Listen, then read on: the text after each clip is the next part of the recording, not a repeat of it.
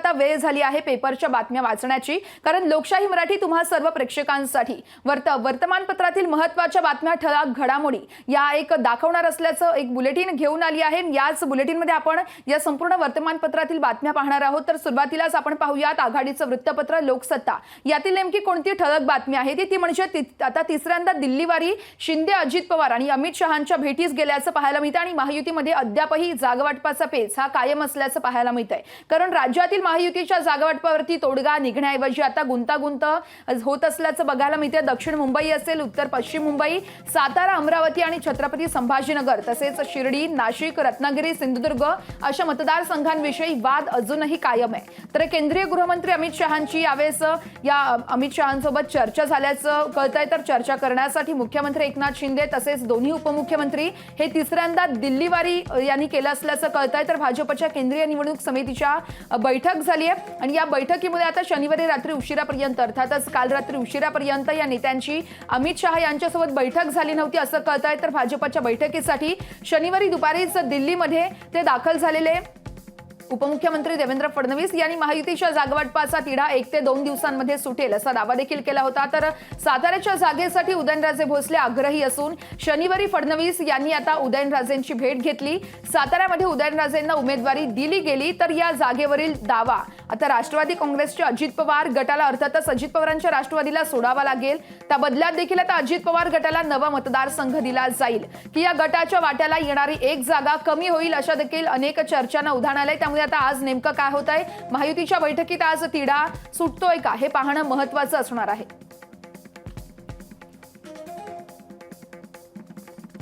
तर महायुतीच्या जागावाटपाचा तिढा आता सुटतो का हे पाहणं देखील महत्त्वाचं आहे। पुढची महत्त्वाची बातमी महाराष्ट्र टाइम्स मधली आपण पाहूयात।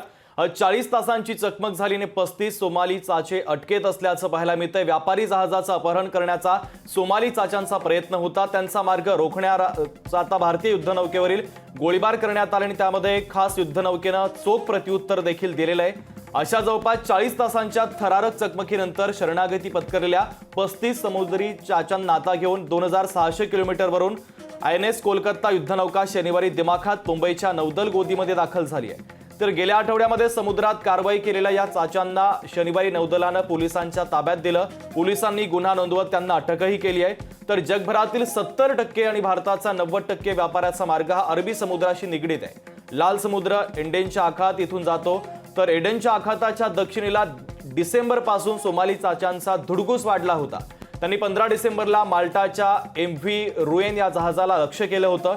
हे जहाज एडनच्या आखाडातून सुएझ कालव्यातून पुढे भूमध्य समुद्रातून माल्टाला जाणार होतं। मात्र साकोत्रा बेटाच्या जवळ समुद्री चाच्यांनी हल्ला करत जहाजाचं अपहरण केलं। हे जहाज वायव्य दिशेनं जाण्याच्या ऐवजी दक्षिणेकडे वळू लागताच जहाजाच्या संवाद यंत्रणेनं मदतीचा संदेश पाठवला। भारतीय नौदलानं टेहळणी विमानाच्या द्वारे या जहाजाच्या भोवती घिरट्या घालत देखरेख ठेवण्यास सुरुवात केली होती। तर त्यानंतर युद्धनौकेनं देखील यामध्ये मोलाचा वाटा बजावलेला आहे। अगदी शुभम, त्यानंतर आता आपण पाहूयात सामना या अत्यंत महत्त्वाच्या आणि आघाडीच्या वृत्तपत्रात नेमकी कोणती ठळक बातमी देण्यात आली आहे ती म्हणजे मोदी सरकारचा सुडाग्री आपच्या कार्यालयाला सील ठोकलं, केजरीवाल डगमगणार नाहीत, तुरुंगातून संदेश देण्यात आला आहे। आणि तीच या संदर्भातली एक महत्त्वाची बातमी आहे ती म्हणजे सामना या वृत्तपत्रात दिल्लीतील कथित मद्य घोटाळा प्रकरणी अरविंद केजरीवाल यांना न्यायालयानं 6 दिवसांची ईडी कोठडी सुनावली आहे आणि त्यानंतर आता आम आदमी पक्ष चांगलाच आक्रमक झाल्याचं कळतंय। मुख्यमंत्री अरविंद केजरीवाल यांनी तुम्ही मला जास्त काळ जेलमध्ये ठेवू शकणार नाहीत असा एक संदेश तुरुंगातून पाठवला आहे आणि हाच संदेश पाठवत देशहितासाठी आगामी काळात लढा तीव्र करणार असल्याचा निर्धार व्यक्त केलाय। तर आम आदमी पार्टीचे पक्ष कार्यालय सर्वच बाजूंनी सील करण्यात आलंय। लोकसभा निवडणुकीच्या काळात कोणत्याही राष्ट्रीय पक्षाच्या कार्यालयाला लोकांचा प्रवेश कसा रोखता येईल हे घटनेत राजकीय पक्षांना दिलेल्या समानतेच्या विरोधात आहे असा दावा देखील यावेळेस आपच्या मंत्री आतिशी यांनी केला आहे।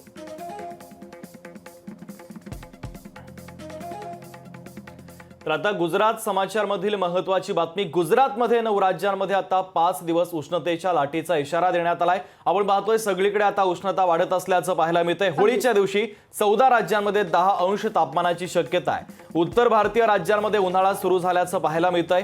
तापमानामध्ये सातत्यानं वाढ होते। सोमवारी देशभरातील होळीचा सण साजरा केला जातोय, तर भारतात हवामानाचं स्वरूप हे सातत्यानं बदलत असल्याचं पाहायला मिळतंय। हाडांना थंडावा देणारी थंडी आणि त्यानंतर आता कडक उष्मा असेल। तर येत्या काही दिवसांमध्ये उत्तर आणि पश्चिम भारतामध्ये तापमानामध्ये 2 ते 3 अंशांनी वाढ होण्याचा अंदाज आहे.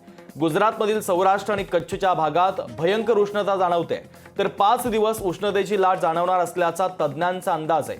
तर उत्तर प्रदेश, छत्तीसगडसह अनेक राज्यांमध्ये कमाल तापमानात 3 ते 5 अंशांची वाढ होण्याची शक्यता आहे. तर 5 दिवसामध्ये तापमानामध्ये 3 ते 5 अंशांची वाढ होऊ शकते. मात्र रायलसीमा तर केरळ, तामिळनाडू, पुदुचेरीसह दक्षिण भारतातील तापमान उष्ण आणि दमट असू शकतं, असा देखील हवामान तज्ज्ञांनी महत्त्वाचा अंदाज व्यक्त केलेला आहे. अगदीच. यानंतर आता आपण पाहूया टाइम्स ऑफ इंडिया या आघाडीच्या वृत्तपत्रात नेमकी कोणती ठळक बातमी आहे. तर यावेळेस मॉस्को कॉन्सर्ट हॉलमधील हत्याकांडासंदर्भात ही एक मोठी बातमी म्हणावी लागेल, कारण या ठिकाणी हत्याकांड झालंय आणि यामध्ये तब्बल 133 जणांना आपला जीव गमवावा लागलाय. तर इस्लामिक स्टेटनं या हत्याकांडाची जबाबदारी घेतल्याचं कळतंय. तर यावेळेस रशियाची राजधानी मॉस्कोमध्ये एका सभागृहात दहशतवाद्यांनी केलेल्या हल्ल्यात 143 जणांचा दुर्दैवी मृत्यू झालाय. या सभागृहात कार्यक्रम सुरू असताना हल्लेखोरांनी बेछूट गोळीबार केला होता. तर यावेळेस इस्लामिक स्टेट या संघटनेनं हल्ल्याची जबाबदारी स्वीकारली आहे. तर रशियन सैनिकांनी 11 जणांना या संदर्भात ताब्यात देखील घेतलंय. तर इस्लामिक संघटनेनं हल्ल्याची जबाबदारी स्वीकारली असली तरी या हल्ल्याचा संबंध युक्रेनसोबत असल्याचा रशियन तपास यंत्रणांनी दावा केलाय. तर अटकेत असलेल्या 4 हल्लेखोरांनी सीमा ओलांडून युक्रेनला जाण्याची योजना देखील आखली होती, असं तपास अधिकाऱ्यांनी सांगितलं आहे.